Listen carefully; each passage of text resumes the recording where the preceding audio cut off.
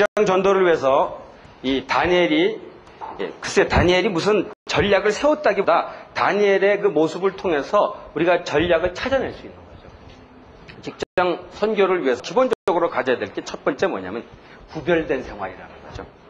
다니엘서 1장이나 3장에 나오죠. 다니엘은 이 포도주, 왕의 진미와 포도주로 자기를 더럽히지 않기로 결정하는 바로 그 목적은 우상에 바쳐진 그런 음식을 먹지 않는다는 데에 포커스가 있다기보다는 물론 그것도 있을 거예요. 구별된 생활이라는 거죠. 그 당시 주변에 있는 자기와 같은 또래 사람들하고 말도 똑같은 걸 쓰게 되고 이름도 비슷하게 바꾸게 되고 똑같은 공부하게 되고 거의 차이가 없게 됩니다. 근데 사실 그렇게 되면 영향력을 미치지 못해요.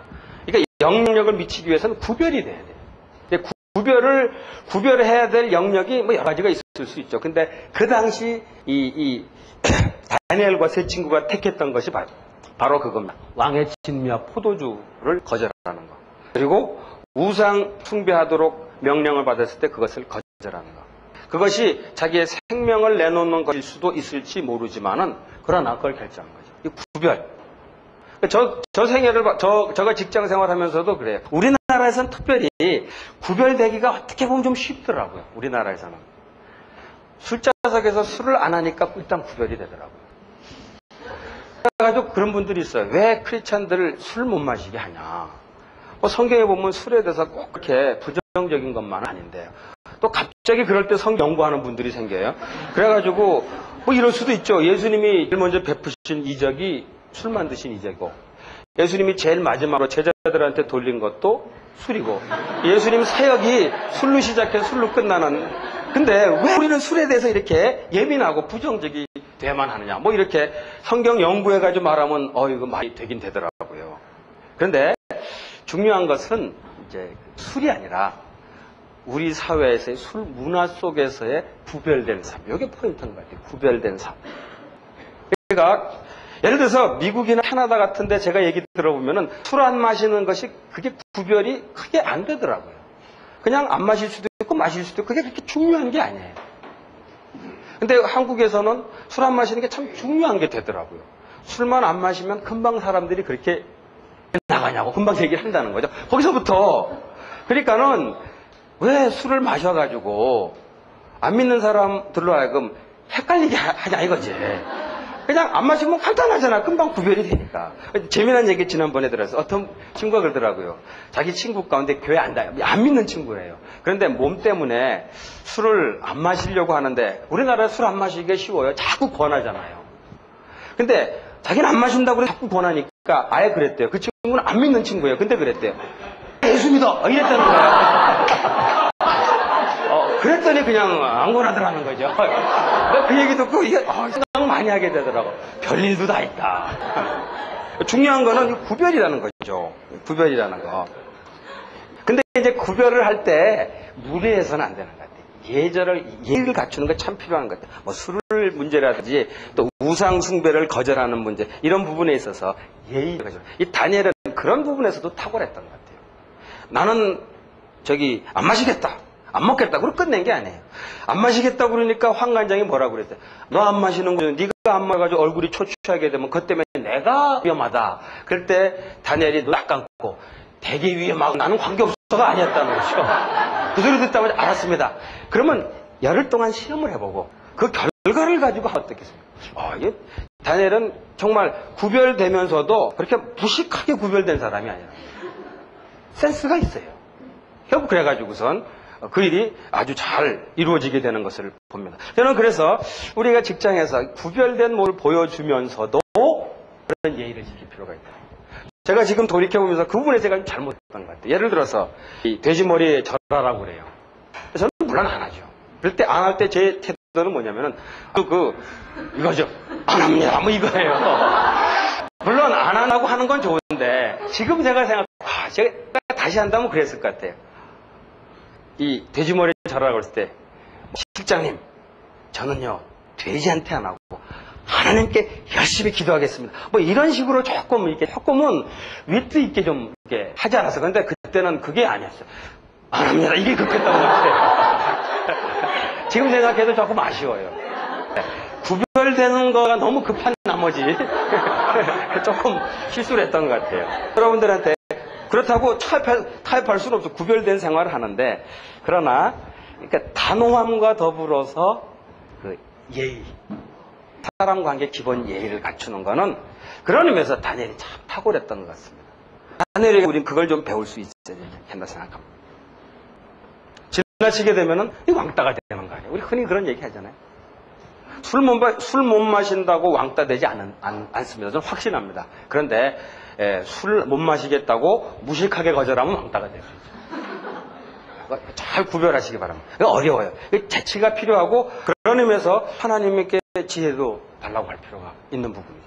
자, 그것이 기본적으로 첫 번째라고 생각합니다. 그 다음에 두 번째는 첫 번째가 뭐라고 그랬죠? 구별된 생활. 두 번째는 인정받는 생활이죠. 다니엘 6장 2절에서 3절까지 보면은 다니엘은 일로 인정을 받았다는 겁니다. 일로 인정을 받았다는 겁니다. 한마디로 그 당시 주변에 있는 사람들 가운데서 제일 인정받은 사람이 됐다는 겁니다. 물론 크리스찬들이 모두가 다 최고가 될 수는 없어요. 종종 그런 얘기를 듣게 되는데, 저는 김동호 목사님의 설교에 굉장히 도전을 받은 적이 있습니다. 김동호 목사님이 쓰시는 말 가운데 그거 여러분 들어보셨을지 모르겠어요. 고지를 점령하라. 들어보셨어요? 우리 크리스찬들이 고지를 점령해야 된다. 그럴 때 영향력이 미칠 수 있다. 굉장히 도전이 되더라고요. 그러면서 그분이 그런 얘기 하더라고요. 자기 교인 가운데 그런 사람이 있어요. 고시 공부하다가 어느 날 나와가지고 자기한테 와가지고 하소연 하는 거예요. 목사님, 그까지 고시해봐야 뭐합니까? 다 간두겠습니다. 주님을 위해서 뭐 이런 얘기를 했던 모양이에요. 그래서 김동호 목사님이 그랬대요. 야, 공부 안 되냐?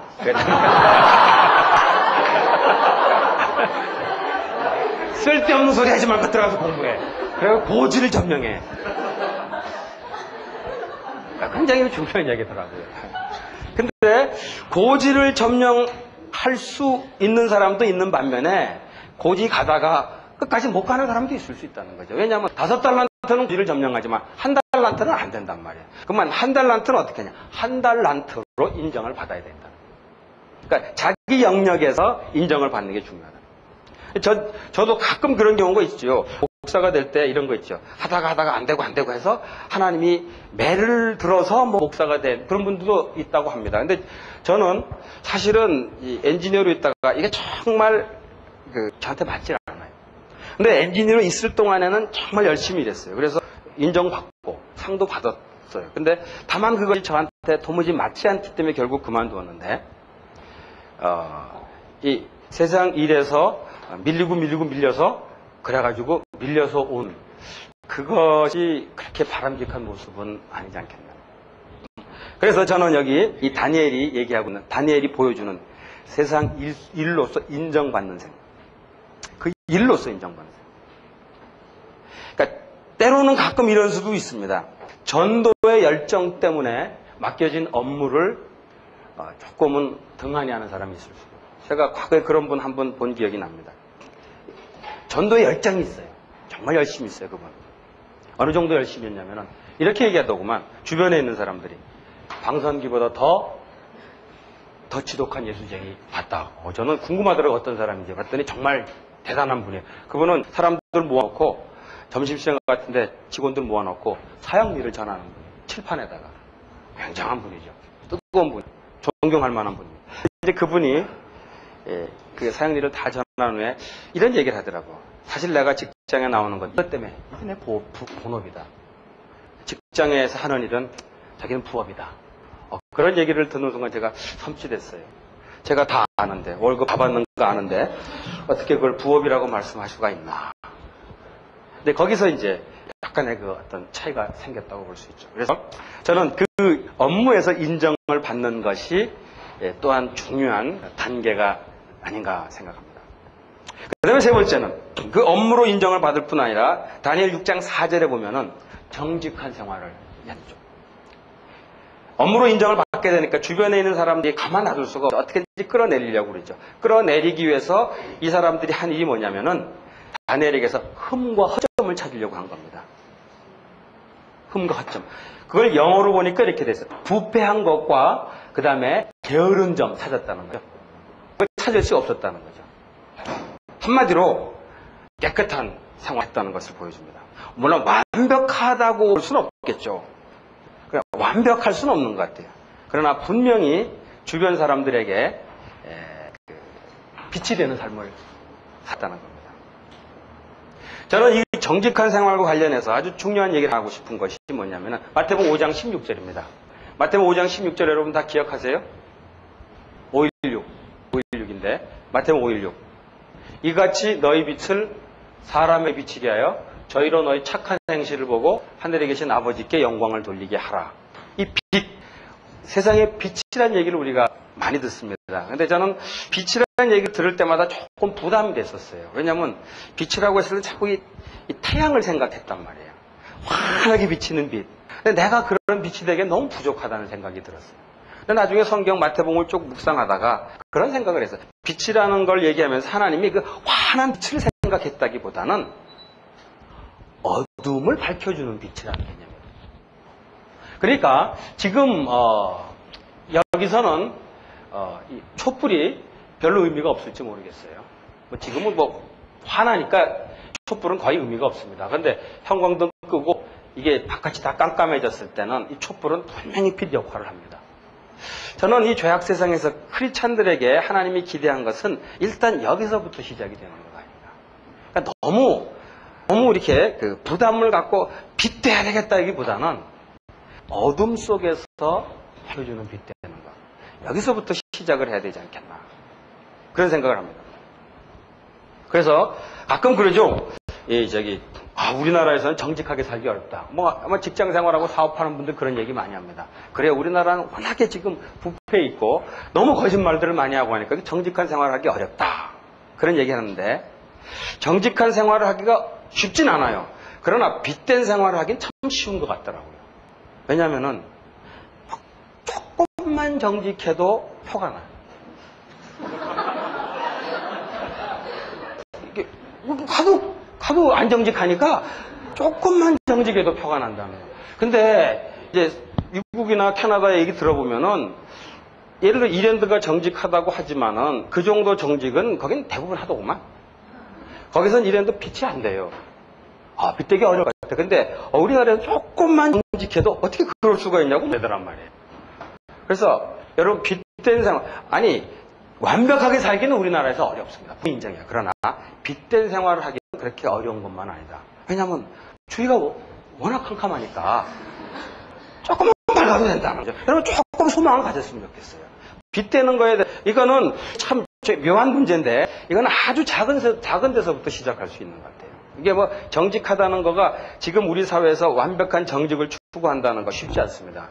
이런 데서 그런 경험을 당해보면 정말 완벽하게 정직하기 위해서는 회사 문 닫아야 될 경우도 많이 있습니다. 참 어려워요.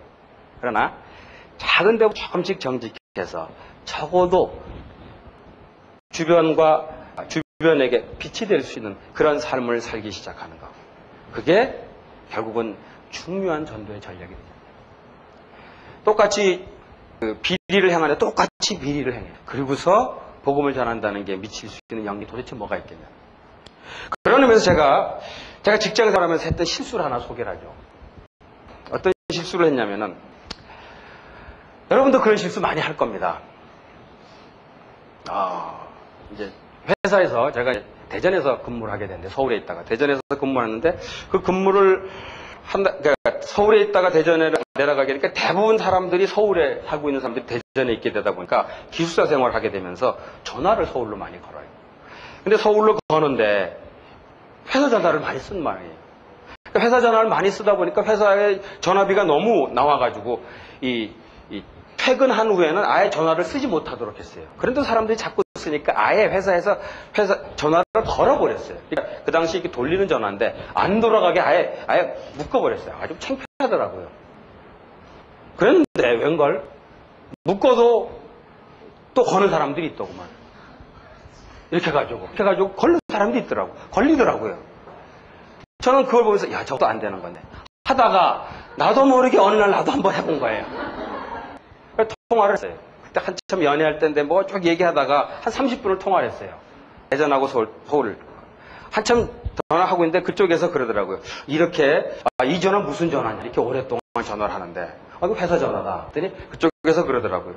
회사 전화를 그렇게 써도 되냐? 뜨끔하죠. 그때 내가 뭐라고 했게? 에? 회사한테 뭐라고 말했을 것 같아? 신앙 좋은 내가. 신앙 좋은 방송기가 뭐라 그랬을 것 같아? 회사 전화를 그렇게 써도 되냐? 그때 내가 한 말. 다들 이렇게 해. 그게 내 대답이었어요. 그게 깨끗이 못한 일을 할 때 사람들 입에서 나오는 첫 번째 말이면 다들 이렇게. 저는 그 기독교 윤리를 이렇게 말하면 좋겠어요. 다들 이렇게 해도, 다들 이렇게 할지라도, 이게 기독교 원리의 핵심이 아닌 것 같아요. 우리나라는 특별히 그래요. 다들 그렇게 하니까 한다는 거죠. 그런데 이게 크리스천들이 직장 속에서 나타내는 아주 중요한 생활의 모습이 아닐까 생각합니다. 그 다음에 네 번째는, 시간이 많이 가기 때문에 빨리 넘어가죠. 네 번째는 다니엘 6장 10절에 나오는 건데, 네 번째는 경건한 생활입니다. 그래가지고 정직한 것을 타치해도 다니엘을 어떻게 할 수가 없었잖아요. 결국 그래서 다니엘을 모함하기 위해서 이 다니엘의 그 경건 생활을 짚고 넘어간 거죠. 왕 외에 다른 사람이 절하면은 사자굴에 집어넣도록 하자. 그거 다 as습니다. 다니엘은 왜 그런지. 그럼에도 불구하고 왕의 어인의 도장이 찍힌 왕의 그 어인이 찍힌 것을 알고도 여전히 하던 대로 똑같이 경건의 시간을 가졌던 것 보여주죠. 어떻게 보면 융통성이 없어 보이는 생각도 들어요. 나 같다라면, 나도 융통성이 많은 건 아니지만 그 정도라면은 분명히 이들이 모함한다는 거 아니까 하나님한테 그렇게 얘기할 수 있죠. 하나님, 한 달만 쉬겠습니다. 얘들이 지금 한 달 동안 나를 지켜보는데 한 달만 쉬겠습니다. 라고도 할 수 있고, 한 달만 딴 데서 하겠습니다. 할 수도 있었을 것 같아요. 다니엘은 바로 그 자리에서 창 열고 똑같이 했어요.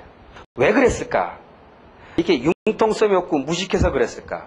저는 그게 아니라 거기서 이 경건을 지키려고 하는 그것으로 인해서 미칠 수 있는 영향력을 이 다니엘은 결코 포기할 수가 없었던 거죠. 그래서 어떤 신앙적인 가치관을 주장하는 거, 경건성을 드러내는 거 참 필요한 것 같아요. 그러니까 이제 뭐 주일 성수 문제 같은 게 여기에 거론될 수가 있겠죠.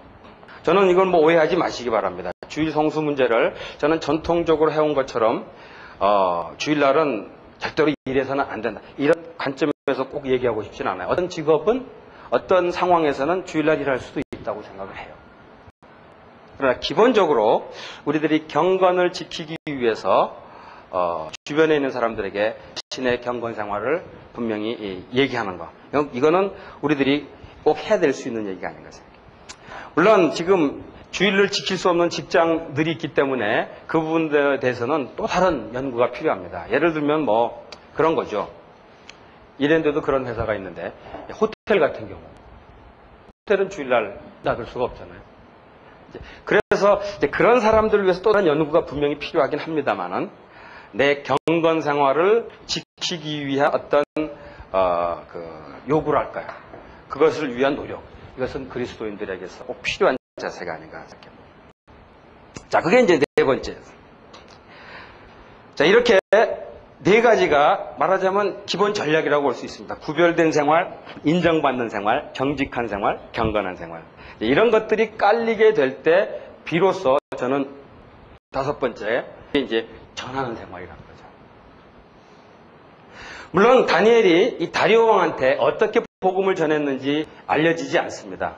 그러나 분명한 것은 나중에 다리오 왕이 그렇게 고백합니다. 다니엘 6장 16절 이하에 보게 되면 너의 항상 섬기는 하나님 이런 표현도 쓰고 다니엘의 하나님을 찬양할지라 이런 표현을 쓰는 거로 봐서 분명히 다니엘은 다리오 왕한테 말씀을 분명히 전했다는 것을 우리가 짐작할 수가 있죠.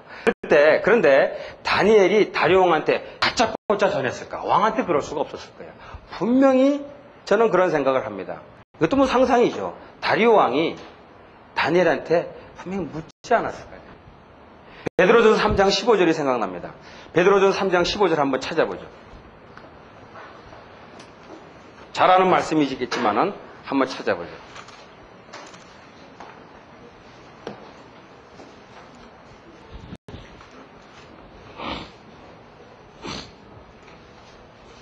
베드로 3장 15절, 베드로 전서 3장 15절. 거기 보면은 381페이지입니다.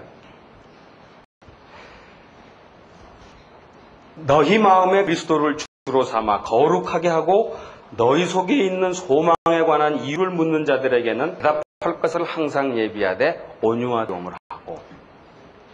이런 얘기 들으면 나도 이럴 수 있어, 묻기만 하면, 뭐 이런 얘기 하는 사람이 있을지 모르겠어요. 근데 통 안 물어, 그런 사람이 있는데 왜 안 묻겠냐, 이걸 생각해 보자는 거죠. 묻게끔 놀아라, 이거죠.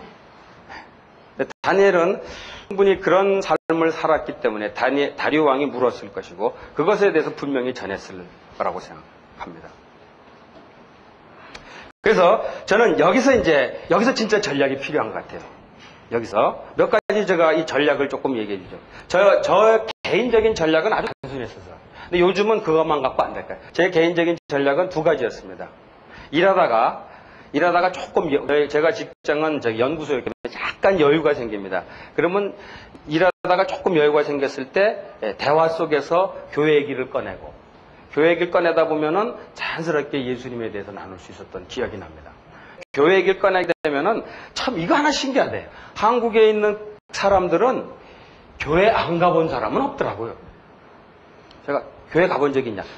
한 번 좀 가본 적이 있다. 그래서 저는 크리스마스 때 사탕 주는 거에 대해서 찬성합니다. 왜냐면 어렸을 때 크리스마스 때 사탕 먹으러 가가지고 교회 가본 사람들 다 있더라고요. 그런데 그렇게 이제 교회를 가보긴 했지만 교회에 대해서 굉장히 부정적인 생각들을 많이 하고, 그런 사람들에게 이제 대화를 하다가 결국은 그러니까 교회에 대해서 흉을 보고 비판을 할 때 그것에 대해서 어느 정도 말하자면 맞장구를 쳐주죠. 맞아, 교회에 문제가 있어. 이제 그러다가 뽑는 거죠. 뭘 뽑냐? 근데 박형, 예수가 누군지 알아? 다 모른다 그러죠. 그때 예수도 모르면서 너 말이 많어. 여기 역습을 하는 거죠. 그래서 예수님에 대해서 같이 공부를 하게 되고. 그다음에 이제 저는 그때 기숙사에 있었기 때문에 밤에 기숙사 문을 두죠. 이제 아무나 두드리긴 좀 그러니까 만만한 게 후배니까 후배 문 두드려가지고 굉장히 복음을 많이 전했던 기억이 납니다. 그런데 또 다른 분들 그런 얘기를 하는 분들이 있더라고요. 다른 사례는 제가 아는 여러분도 혹시 들었는지 모르겠지만은 컴퓨터 게시판을 통해서 전도하는 얘기도 제가 한 번 들었습니다. 이제 어느 호텔에 근무하는 자매, 혹시 여러분들 들었으리라고 생각되는데, 그 자매는 이 게시판에다가 하나님 말씀을 실어가지고 그거에 대해서 반응이 온 사람들을 만나가지고 복음을 그렇게 이 호텔 게시판을 통해서 전도하는 그런 경우도 생각할 수 있고요. 또 하나는 이런 분이 있었어요. 참 그것도 재미난 건데, 자기가 술자석에서 술을 마시지 않다 보니까 사람들하고 참 접촉할 기회가 없다는 거예요. 그렇다고 술자석 가서 같이 술 마시고 그러자니 이게 구별되지 못하겠고, 그리고 술자석에를 아무래도 뜸하게 되고 갔더라도 술 마시지 않고 그러니까 이게 참 좀 그래. 그래서 그러나 복음을 전해야 되겠 텐데 어떻게 하는 게 좋을까 그런 생각을 했다고 그래요. 같이 밥을 먹도록 하자. 술을 사주지 말고 밥 사주자. 이렇게 이제 생각을 바꿨다는 거예요. 그래서 직장 동료들하고 기회만 있으면 밥 사줬다는 거죠. 밥 사주겠다는 나쁜 싫어할 사람이 누가 있겠어요? 다들 아무래도 이기적이 되는데 이분 하여튼 밥 먹을 기회가 있으면 항상 밥값은 자기가 냈다는 거예요. 돈이 많이 들지 않았냐 그랬더니 사역비로 생각했다고 그래요. 용돈으로 생각하지 않고 아예 사역비로 그냥 하나님께 드린다고 생각하고 일단 그래가지고 밥 사주면서 하여튼 틈만 나면 믿지 않은 사람들하고 밥 사주고 밥 먹으면서 이제 관계를 형성하고 그 다음에 복음을 전하는 그런 일 했다는 얘기예요. 그것도 참 의미가 있는 것 같아요. 그래서 저도 그 얘기 듣고서 이 밥 사역에 대해서 한번 생각해 보게 되더라고요. 여러분 한번 해도, 사실은 요즘 밥 사주는 거 쉽지 않아요. 돈이 많이 들거든요. 근데 그 돈을 용돈으로 생각하면 너무 커요. 사역비로 생각하면, 인도에 있는 선교사에게 사역비 보내는 어떤 그런 차원으로 생각한다면 분명히 사역비예요, 이거. 그런 차원으로 생각해보면 또 좋지 않겠나 하는 생각도 듭니다. 그리고 최근에 저는 그 다음에 이제 신뢰를 통한 선교 같은 경우 이런 경우가 있을 수 있죠. 개인적으로 안 될 경우에 신우회나 아니면 교회에서 집회를 할 때 인도하는 거, 이것도 하나의 분명히 그동안 우리가 많이 했던 전략이죠. 근데 제가 최근에 발견한 전략은 참 회사에서 하면서 굉장히 효과적이었다고 생각하는데, 개인적으로 한다는 거는, 1대1로 한다는 것은 조금 부담이 될 수가 있다. 피차에. 딱 끝났네. 된 거예요? 그냥 해도 되겠지만 하여튼 끝났다는 건 알려줄게.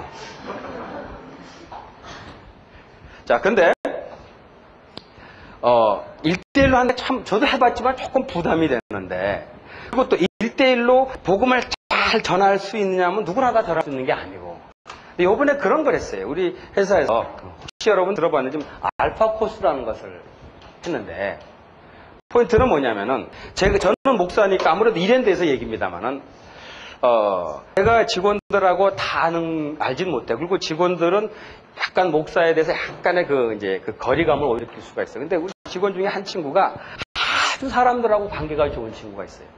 그 친구하고 같이 연결해가지고 그 친구가 그 친구한테 그랬죠. 교회 안 나가는데 혹시 복음에 대해서 관심 있는 사람 있으면 한번 좀 이렇게 얘기를 해보도록 하자. 그런데 저는 그렇게 말하면서도 과연 얼마나 오고 그랬더니 5명이나 왔어요. 물어보니 이게 정말 교회 안 다녀요. 왜 안 다냐 했더니 귀찮아서 못 다니겠다는 거예요. 근데 왜 왔냐 그랬더니 하여튼 좋은 말씀 목사님 한다니까 그냥 왔다고 그러더라고요. 근데 알고 봤더니 목사님 중요한 게 아니라 가자고 했던 사람이 이게 이제 말하면 인덕이 있는 거죠. 한마디로 저 사람이 하도 가자 그래서 온 거를 그렇게 표현을 하더라고요. 참 그 친구는 참 사람들하고 관계를 잘해요. 그래서 그 친구가 교회 안 다니는 사람을 데리고 왔어요. 그리고 와가지고서 성경 공부하는 것이 아니라 기본적으로 우리 잘 먹는 거예요. 저는 요번에 먹는 게 왜 중요하다는 걸 이렇게 먹는 걸 밝히는 편이 아닙니다. 그냥 배고프면은 그저 햄버거 하나 먹고 그냥 끝나는 거지. 그러니까 잘 먹어야 되는 생각을 다녔는데 성경을 통해서 그렇지 않다는 걸 발견했어요. 예수님 보면은 노상 드시더구만. 되게 그리고 계시록 3장 20절에도 문 밖에서 두드리노니 문을 열면 나는 그에게로 더불어 먹고 그는 나도 더불어 먹으려. 아니, 난 그걸 처음 알았어요. 그게 먹는 걸 이렇게 밝히더구만 성경에서. 그런데 성경 공부만 하는 게 아니라 실컷 먹으면서 대화하면서 관계가 이루어지고 거기서 성경 공부를 하게 되니까 그 내용도 물론 분명히 중요하죠. 그러나 그 관계를 통해서 참 그 복음이 전해지는 걸 느낄 수 있었고, 또 그 과정에서 좀 다음 주에 하게 되는데 1대1로 만나서 성경 공부만 하는 게 아니라 하루 정도는 월차를 내가지고서 어디 이제 MT를 가는 거죠. 근데 사실은 힘든 상황인데도 기를 쓰고 다 내더라고요. 그래서 다음 주에 이제 거기 가서는 약간은 좀 성령에 관해서 이제 나누게 될 텐데 기대가 됩니다. 벌써 지난주에 교회에 관해서 공부를 했는데 다 교회 가기로 결정을 했어요. 아직 신앙적으로는 아직 확신이 없어요. 그러나 교회 가는 문제에 대해서 일단 마음이 열렸어요. 제가 그걸 보면서 이게 참 중요하다는 생각이 들어요. 그래서 저는 그런 생각을 합니다. 이 전도를 팀으로 하는 것도 참 좋겠다. 예를 들어서 3사람이면 좋을 것 같아요. 한 사람은 잘 전하는 사람. 그런 사람이 있을 수 있죠. 그 다음에 한 사람은 잘 끌어오는 사람. 저 사람이 말하면은 거절 못해가지고 그런 전하는 건 잘 안 되지만 일단 끌어오는 거 잘하는 사람. 그 다음에 끌어다 놓고 재밌게 할 수 있는 사람. 이런 사람이 있을 것 같아요. 나는 그 3사람이 팀이 되면은 1대1로 하는 것보다 그래가지고 한 5-6사람 모여가지고 한 8사람이 모여가지고 잘 먹고 헌금 좀 해야 되는 거예요. 사역비니까. 식비는 사역비. 항상 기억해야 돼요. 식비는 사역비. 그래가지고 하면 그 과정을 통해서 그동안 제가 얘기했던 1대1 아니면은 집회에 데리고 오는 거, 이 2가지 패턴으로만 생각했다가 이렇게 하고 나서 너무 재미있어요. 우선 재미가 있어요. 하면서 1대1로 할 때는 참 좋지. 근데 재미가 좀 없을 때가 있어요. 또 더구나 이게 좀 맞지 않거나 그러면 참 재미가 없었는데 저는 여전히 1대1이 중요하다고 생각해요. 그리고 집회 인도하는 것도 여전히 중요하다고 생각해요. 가장 기본적인 거 이것도 필요 없다고 생각하지는 않아요. 그런데 이제 쭉 보면서 직장에서 할 수 있는 거는 아마 가장 이 중요한 전략이 아니겠는가. 보통 이 알파 코스는 교회에서 하도록 했는데 저희가 이랜드에서 하면서 물론 이랜드에서는 여건이 조금 좋죠. 분위기가. 그러나 많이 생각해보면 이게 일반 직장에서도 충분히 가능한 일이 아닌가 하는 생각이 듭니다. 그래서 이제 그런 부분들에 대해서도 좀 생각을 해보게 됩니다. 여하튼 일단 아까 말했던 네 가지 그 구별, 그 다음에 인정, 정직, 그 다음에 경건 이거로 준비가 된 다음에 그 다음에는 전도를 직접 하다 보면은 이런 다양한 전략들을 한번 세워본다면은 그 다음에 중요한 것은 그래가지고 안 되면 어떡하냐. 관계없어요. 안 돼요. 관계없어요. 제가 지난주에 요한복음 4장을 공부하면서 아주 중요한 걸 깨달았어요. 뭐냐면은 전도에는 실패라는 것은 절대 없다는 거예요. 전도를 했는데 안 믿으면 실패했다고 느끼기 쉬운데 절대로 그렇지 않다. 요한복음 4장에 이런 말씀이 있어요. 뿌린 자하고 거둔 자가 함께 기뻐한다라는 표현이 나오더라고요. 그게 무슨 얘기인가 했어요. 그랬더니 뿌린 자는 뭐냐. 처음에 전도했을 때 그 대상이 믿지 않았다. 그러면 뿌린 자죠. 뭐. 그럼 거둔 자는 뭐냐. 자기가 전했는데 그것에 응답한 사람이죠. 근데 그 응답한 사람의 경우는 대부분의 경우 과거에 한 번쯤 들어본 적이 있을 경우가 있다. 그래서 전도에 만약 내가 전도했는데 안 믿으면 어떻게 하지? 아, 나는 뿌린 자였구나. 전도했는데 믿으면 아, 나는 거둔 자였구나. 그거예요. 아, 나는 전도에 성공했구나. 아, 나는 전도에 실패했구나. 그게 아니라는 거예요. 나는 뿌렸구나. 나는 뒀구나. 차이밖에 없다는 거예요. 그런 어떤 자세를 가지고 임한다면은 저는 분명히 하나님께서 쓰실 수 있는 전략이 아닌가 생각합니다. 어쨌든 이 직장 선교라는 것, 이 시대를 향한 하나님의 전략이고 또 그것을 우리가 깨달았으면 우리가 이것을 어떻게 효과적으로 직장 속에 살 것인가 전략을 세울 필요가 있는데 제가 뭐 더 구체적인 것은 여러분들에게 드리지 못합니다. 왜냐하면 저는 이미 목사가 되었어요. 여러분들이 그곳에 있으면서 제가 여러분에게 나눈 것들을 조금 참고하면서 나름대로 전략을 좀 세울 수 있었으면 좋겠다. 제목은 오늘 전략을 가르쳐주는 것처럼 되어 있지만은 저는 이렇게 전략을 세우라고 하는 것으로 결론을 내고 싶습니다. 정말 이것은 하나님이 우리에게 마지막 시대에 맡기는 사명이고 그걸 통해서 하나님이 자신의 뜻을 이루길 원하시는 것 기억하시고 직장 속에서 직장 선교의 전략 그리고 열매를 맺을 수 있기를 바랍니다. 같이 기도하겠습니다. 하나님 아버지, 오늘 형제 자매들과 부족한 저의 경험 또 하나님 말씀을 근거로 해서 직장 선교에 관한 몇 가지 말씀을 나눴습니다. 충분하지 못한 것 고백합니다. 주님께서 성령으로 함께해 주셔서 이 부족한 것들을 더 채워주셔서 우리 형제 자매들의 마음 가운데 선교의 사명이 더 부릴 듯 그리고 그 머리에 전략을 허락해 주셔서 몸으로 전도의 선교의 열매를 풍성하게 맺을 수 있도록 역사해 주시옵소서. 예수님의 이름으로 기도하옵나이다. 아멘.